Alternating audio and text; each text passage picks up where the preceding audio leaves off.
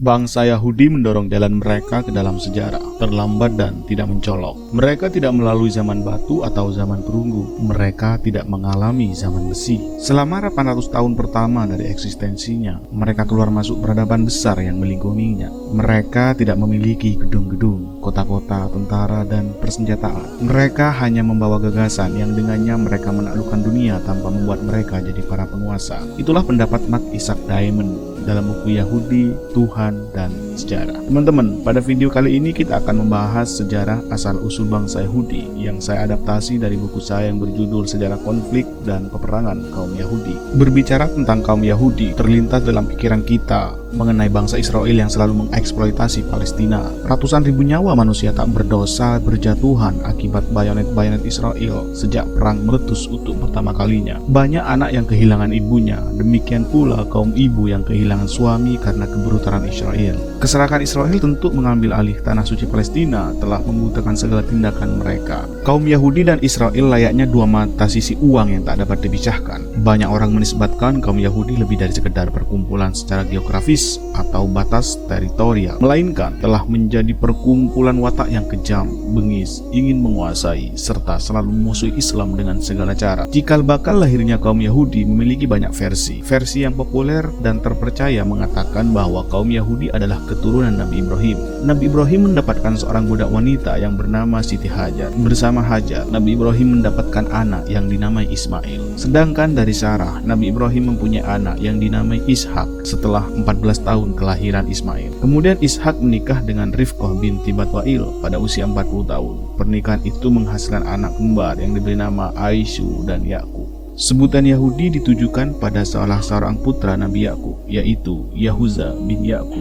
Dia merupakan salah satu dari 12 putra Yakub. Beberapa putra lainnya adalah Ruben, Simeon, Lewi, Yehuda, Ishkar, Zabulen, Yusuf, Benyamin, dan Nafail, Gad, dan Aisyar. Di antara sekian banyak anak tersebut, yang paling disayangi dan dicintai oleh Yakub adalah Yusuf. Kecintaan yang berlebihan ini membuat saudara-saudara cemburu sehingga mereka bersepakat untuk membuang Yusuf ke dalam sumur. Kemudian Yusuf ditemukan oleh seorang musafir dan dijadikan sebagai barang dagangan. Yusuf pun dibeli oleh penguasa Mesir dan istrinya dengan harga 20 dirham. Di Mesir inilah Yusuf menjadi sosok sukses sehingga ia mengajak saudara dan ayahnya untuk tinggal di kota itu. Kira-kira pada tahun 1689 sebelum Masehi, Nabi Yakub wafat, dan pada tahun 1635 sebelum Masehi, Nabi Yusuf juga wafat. Keturunan Bani Israel tetap tinggal di Mesir selama kurang lebih 300 tahun. Hanya saja ketika Mesir berada dalam genggaman pimpinan yang zalim, yakni Bani Israel memiliki kebiasaan buruk berupa perilaku yang tidak manusiawi, yaitu menyembelih anak laki-laki dan membiarkan hidup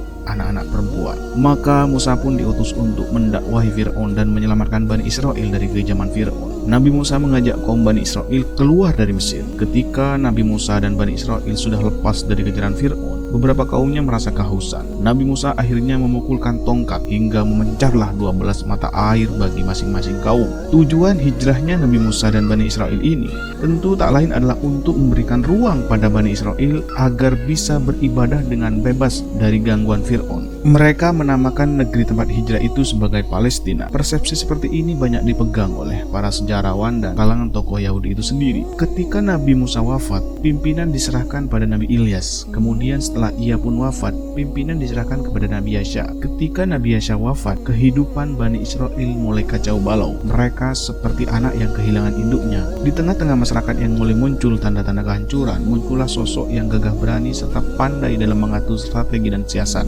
Dia adalah Samuel. Samuel pun mengangkat Sawel untuk menjadi sosok yang dapat memimpin mereka. Setelah Sawel wafat, Raja Daud menggantikannya. Ketika Nabi Daud wafat, maka Nabi Sulaiman menggantikannya. Nabi Sulaiman membawa banyak perubahan bagi kaum Yahudi. Beliau mendirikan masjid yang hingga kini cukup terkenal di seluruh pelosok dunia, yaitu Masjidil Aqsa dan Baitul Maqdis. Kaum keturunan Israel atau Yahudi itu hidup penuh dengan kedamaian di tanah airnya Palestina. Ketika Nabi Sulaiman wafat, kerajaan mereka pun terbagi menjadi dua bagian, yaitu Israel dan Yahudi. Peristiwa ini terjadi pada tahun 975 sebelum Masehi. Ibu kota dari negara Israel adalah Samaria, sedangkan ibu kota dari Yahudi adalah Yerusalem. Beberapa tahun kemudian, Israel dan Yahudi ditaklukkan oleh Persia. Pada masa ini, kaum Yahudi masih bisa menikmati hidup dengan nyaman. Namun, beberapa tahun kemudian, kehidupan kaum Yahudi Yahudi mulai terombang-ambing sejak diserang Sam hingga kerajaan Rom berkuasa. Lahirlah sosok Isa yang membantu melakukan perlawanan dari cengkraman kerajaan Rom, tetapi selalu berbuntut gagal. Sejak saat itulah kaum Yahudi tidak mempunyai tanah air dan mereka pun berdiaspora ke berbagai daerah.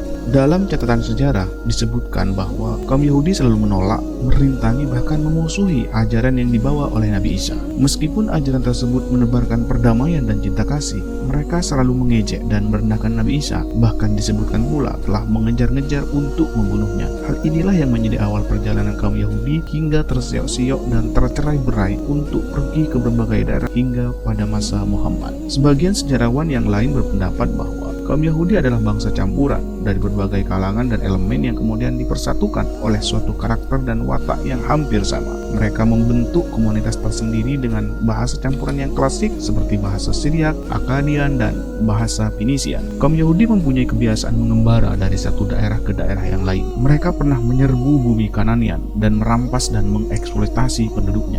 Sejarah kaum Yahudi yang penuh dengan berbagai perspektif tak jauh berbeda dengan sejarah agama Yahudi sendiri. Saat ini, ajaran kaum Yahudi yang murni juga banyak diragukan oleh banyak kalangan. Secara lebih ekstrim, ada yang mengatakan bahwa ajaran agama Yahudi sebagai agama Samawi cenderung berubah menjadi organisasi rahasia. Organisasi ini tidak mendasarkan gerakannya pada ajaran Talmud yang seharusnya Yahudi anut, melainkan pada dokumen paling rahasia yang isinya belum bisa diketahui dengan pasti, kecuali oleh kalangan kaum Yahudi itu sendiri. Inilah yang kemudian menimbulkan spekulasi antikatif terhadap autentisitas atau keautentikan agama Yahudi. Sebagaimana telah disinggung sebelumnya, Bani Israel di bawah pimpinan Nabi Daud bisa memasuki tanah Palestina dan Sinai, kemudian menguasai Yerusalem kira-kira pada tahun 2000 sebelum Masehi. Hanya saja mereka belum bisa menguasai seluruh wilayah Palestina. Pada masa pemerintahan Nabi Sulaiman, putra Daud, kerajaan mereka terbagi menjadi kerajaan-kerajaan kecil. Kerajaan purba inilah yang dijadikan alasan historis untuk mengklaim sahnya negara Yahudi di Palestina saat ini. Padahal kerajaan Yahudi dalam sejarah Nabi Daud dan Sulaiman tidak lebih dari sebuah kota dan desa-desa di sekelilinginya. Hanya karena kebiasaan saja, bangsa Yahudi memanggil pemimpinnya dengan sebutan raja. Itulah yang selalu menjadi alasan kaum Yahudi hingga kini untuk terus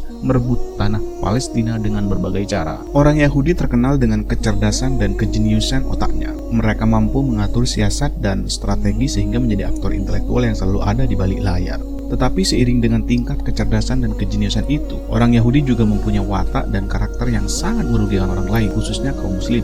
Inilah beberapa karakter kaum Yahudi yang disebut dalam Al-Quran, kitab suci umat Islam. Pertama adalah Al-Hasad. Hasad adalah menginginkan agar berbagai kenikmatan hilang dari orang yang berhak menerimanya, baik kedengkian dalam angan-angan maupun tindakan. Sebagaimana kisah Nabi Yusuf yang telah dipaparkan sebelumnya, semasa Nabi Yakub masih hidup, beberapa anaknya merasa iri terhadap apa yang dimiliki oleh saudaranya, yakni Yusuf. Nabi Yakub sangat mencintai putranya itu dengan segala kelebihan dan kekurangannya. Hal ini memicu sifat hasad dalam diri saudara-saudaranya. Sifat dengki inilah yang kemudian diwariskan oleh kaum Yahudi hingga kini. Sifat hasad itu mendorong seorang untuk berkata dan melakukan tindakan-tindakan destruktif terhadap orang lain. Karakter yang kedua adalah al-fusuk. Fusuk adalah bentuk pengingkaran terhadap Allah. Bentuk pengingkaran ini dapat terlihat melalui kerjasama dalam bidang kemaksiatan dan membiarkan kezaliman terus berkembang di dunia. Karakter yang ketiga, suka melanggar janji. Kaum Yahudi selalu identik dengan kebohongan dan kedengkiannya. Bila berjanji, orang-orang Yahudi selalu ingkar dan keluar dari komitmen yang telah disepakati. Muhammad ketika berada di Madinah kerap kali membangun komitmen bersama dengan kaum Yahudi, tapi mereka selalu mengingkari komitmen itu.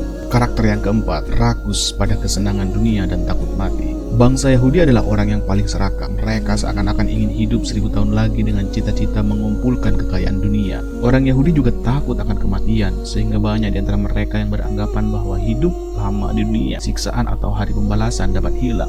Orang Yahudi menganggap bahwa dengan menggenggam dunia, kehidupan di kemudian hari akan terjamin. Kaum Yahudi juga beranggapan bahwa dirinya tidak akan pernah disentuh oleh neraka. Kalaupun terpaksa dihukum di neraka, khusus bagi kaum Yahudi, masa hukuman itu paling lama hanyalah 7 hari. Meskipun bagi orang yang beriman, anggapan ini adalah sebuah kebohongan. Kaum Yahudi meyakini hal itu benar adanya. Karakter yang kelima selalu khurafat. Khurafat bisa juga disebut dengan sihir. Orang Yahudi mempunyai sebuah keyakinan bahwa sihir adalah ilmu yang diwariskan oleh Nabi Sulaiman. Mereka beranggapan bahwa Nabi Sulaiman adalah sosok yang pertama kali mengoleksi buku-buku sihir yang kemudian disimpan dan disinggasananya dan dipelajari oleh kaum Yahudi. Anggapan ini mereka tentu hanyalah tipu muslihat untuk sengaja memutarbalikkan kebenaran. Sebetulnya, ilmu sihir adalah senjata Fir'aun pada saat itu. Dengan kelicikannya, Fir'aun menyewa kaum yang mempunyai sihir cukup mumpuni untuk memberi tipu daya dan mengelabui masyarakat. Tetapi dalam perjalanannya, kaum Yahudi justru menganggap Nabi Sulaiman sebagai sosok yang pintar dalam ilmu sihir. Mereka meyakini bahwa malapetaka itu sebagai sebuah rekayasa dari sebuah sihir Sulaiman. Karakter yang keenam adalah dengki terhadap Muhammad dan umatnya. Bangsa Yahudi menganggap dirinya sebagai putra Tuhan. Tidak ada bangsa lain yang lebih mulia dibanding mereka. Maka kaum Yahudi pun sangat membenci Muhammad dan seluruh umatnya karena kedatangannya telah mengancam eksistensi kedikdayaan mereka. Sebagai manifestasinya, kaum Yahudi senantiasa memusuhi Islam dan melakukan rekayasa untuk melenyapkan kitab suci Al-Quran, karena di dalam kitab itu mereka merasa ditelanjangi soal kebobrokan kaumnya.